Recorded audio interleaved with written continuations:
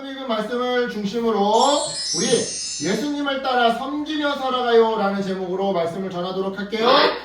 자, 왕정시대 때, 그러니까 왕이 통치하던 시대 때는 왕이 궁에서 나와서 마을을 둘러보려고 할 때 왕보다 먼저 길을 나서는 신하들이 있었어요. 이들은 왕이 마을에 행차하기 전에 미리 그 마을에 가서 왕이 올 거라고 백성들에게 선포를 하고 다녔는데요. 그러면 이 소식을 들은 마을 사람들은요, 하고 있던 모든 일을 멈추고 왕이 오기 전에 미리 바닥에 저렇게 엎드려서 왕을 경배해야 했어요. 즉, 이처럼 과거 왕정시대 때는 왕이 나타나기 전에 항상 왕의 길을 예배하던 신하가 있었던 거죠. 그런데요, 성경에도 참된 왕, 바로 우리 주 예수님이 이 땅에 오시기 전에 백성들이 예수님을 맞이하도록 먼저 그 길을 준비시킨 사람이 있었대요. 누굴까요? 우리 그 답을 찾기 위해 말씀 속으로 한번 들어가 볼게요. 자, 오늘 본문은요, 마가복음의 맨 처음 단락이에요. 이 첫 부분에서 특별히 1장 1절에서 마가복음은 복음을 선포하면서 시작하는데요. 그렇다면 복음이란 무엇이냐? 바로 하나님의 아들이신 예수 그리스도예요. 즉 예수님이 기쁜 소식, 복음 그 자체더라 이 말이죠. 아까 전에 우리 영어 성경을 봤을 때 이에 대해서 마가복음의 저자는요, 왜 예수님이 복음 그 자체인지 1장 2절부터 마지막 16장 20절까지, 그러니까 마가복음 전체를 사용해서 설명하는데요. 마가복음의 핵심은 이거예요. 하나님 앞에서 단 하나의 율법도 지키지 못하여 영원한 형벌에 놓인 우리에게 예수님이 이 땅에 오셔서 십자가로 모든 죄의 문제를 해결해 주셨어요. 죄의 문제를 해결해 주신 예수님은요, 그걸로 끝나는 게 아니라 하나님 나라의 왕으로서 우리를, 그의 백성을 하나님 나라에 들어가게 해주셔요. 이게 마가복음의 핵심이에요. 여러분, 예수님이 우리의 죄 문제를 해결해 주시사 죄 문제로 들어갈 수 없었던, 죄 때문에 들어갈 수 없었던 하나님 나라에 들어가게 해주신대요. 공의가 있고 평화가 있고 기쁨이 넘치는 그 하나님 나라. 오늘 우리는 이 사건, 이 기쁜 사건의 시작을 살펴보려고 하는데요. 오늘 본문 2절부터 3절을 보니까 구약성경 이사야 선지자의 말에 하나님이 메시아를 보내시는데 그 전에 그분의 오심을 준비하는 사람을 먼저 보내실 것입니다 라고 기록되어 있대요. 즉 광야에서 메시아 예수님이 이 땅에 오신다고 먼저 외치면서 그분의 오실 길을 고르게 닦아서 준비하는 사람을 먼저 보내주신다고 성경이 기록되어 있더라 이 말이죠. 그 사람이 바로 누구냐? 침례 요한이에요. 실제로 침례 요한은요, 광야에서 살면서 사람들에게 회개하고 침례를 받으세요 라고 선포했더랬죠.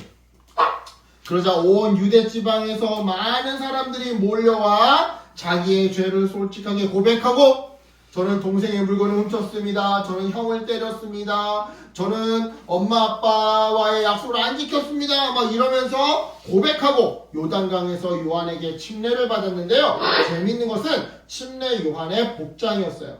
그는 낙타털로 된 옷을 입고 허리에는 가죽 띠를 두른 채 무엇보다 더 독특하고 메뚜기와 야생꿀을 먹으며 살았더랬죠. 이러한 그의 모습은요, 먼 옛날 말라기 선지자가 예언한 엘리야의 모습과 일치했는데요. 사실 여러분, 엘리야는요, 말라기 선지자보다 훨씬 옛날 사람이었어요. 그것도 이스라엘 사람들이 가장 존경하는 사람이었죠. 그래서 침례 요한 시절의 사람들은 엘리야와 같은 선지자가 또 한 번 이 세상에 나타나기를, 그래서 자신들을 로마의 식민 통치에서 구원해 주기를 간절히 소망했었는데요. 이런 소망을 미리 알기라도 했듯이 말라기 선지자는요, 예언했던 거예요.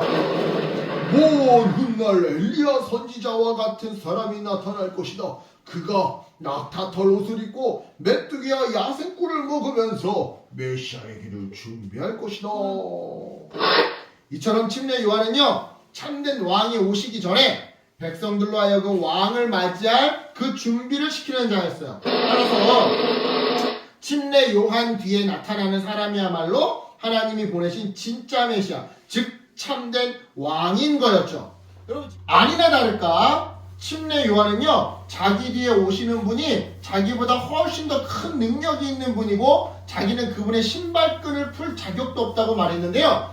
자, 여러분, 당시에 고대 근동지방에서 남의 신발끈을 풀어주는 행위는요, 가장 천한 노예가 자기 집 주인이 집에 들어왔을 때 하는 행동이었어요.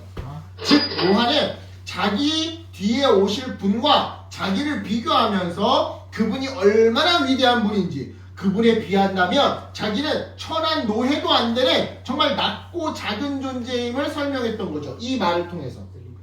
무엇보다 요한은요, 자기는 물로 침례를 주었다며 그분은 성령으로 침례를 베풀어 주실 거라고 말했는데요.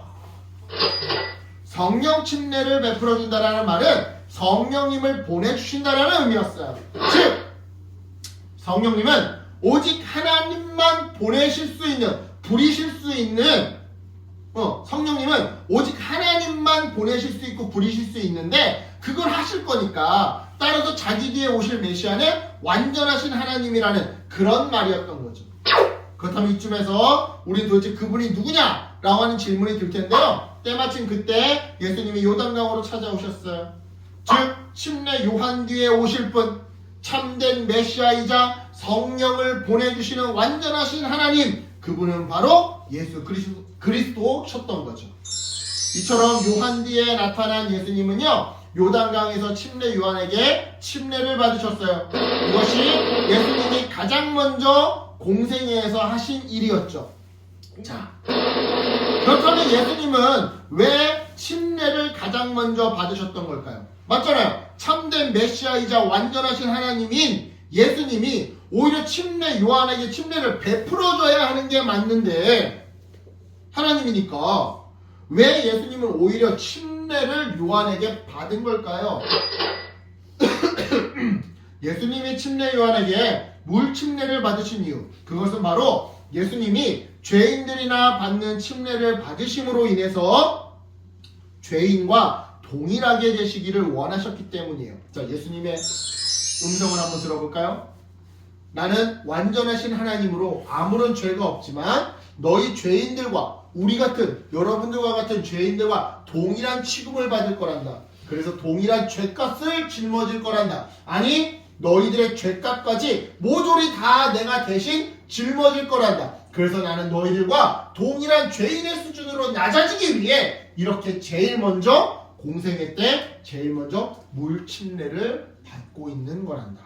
그래요, 여러분. 예수님은요, 우리의 모든 죄를 다 짊어지고 대신 죄값을 받으시기 위해 물 침례를 받으셨어요. 다시 말해 자기가 죄인인 우리를 위한 대속죄물임을, 대신 죄를 속해주는 대속죄물임을 공식적으로 알려주기 위해, 선포하기 위해 물침례를 받으셨던 거다 이 말이죠. 놀라운 것은 이러한 예수님의 희생을 하나님이 인정하고 기뻐하셨다는 사실인데요. 그걸 어떻게 하느냐? 자, 예수님이 이렇게 침례를 받으시자 성령님이 비둘기의 형상으로 이렇게 하늘로부터 내려와서 예수님께 오셨고, 하늘에서 성부 하나님의 음성이 들렸거든요. 이렇게 말이죠.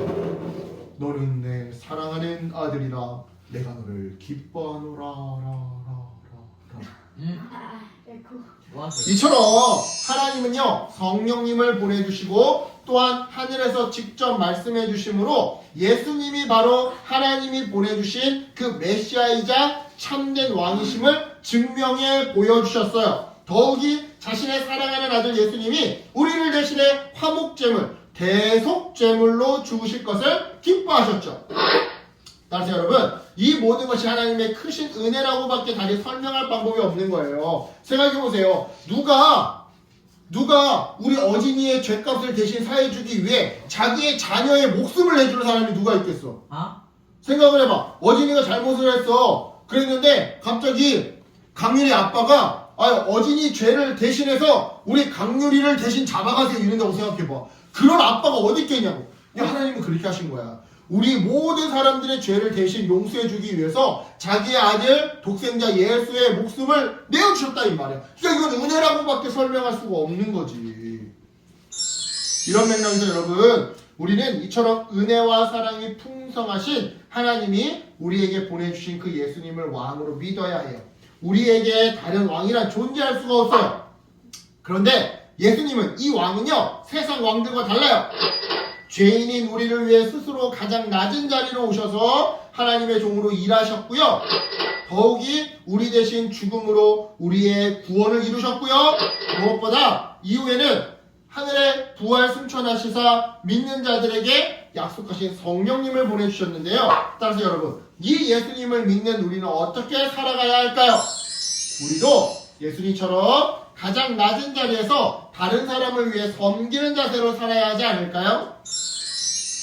예수님처럼 낮은 자리에서 다른 사람을 섬기는 사람들이야말로 진정 예수님의 통치를 따르는 예수님을 왕으로 섬기는 하나님 나라의 백성이라고 할 수 있어요. 그래서 세상이 줄 수 없는 공의와 평강과 기쁨과 시험 없는 세상을 선물로 받는 사람이라고 할 수 있어요. 그러니까 여러분 이번 한 주 왕이신 예수님을 경배하고 그분처럼 다른 지체를 섬기면서 살아가는 복된 어린이들 되기를, 특별히 명절이죠? 네. 친척들 만났을 때 네. 먼저 섬길 줄 아는 우리 어린이들 되기를 예수님의 이름으로 축복합니다. 아멘. 기도할게요. 하나님 감사합니다. 오늘 말씀을 통해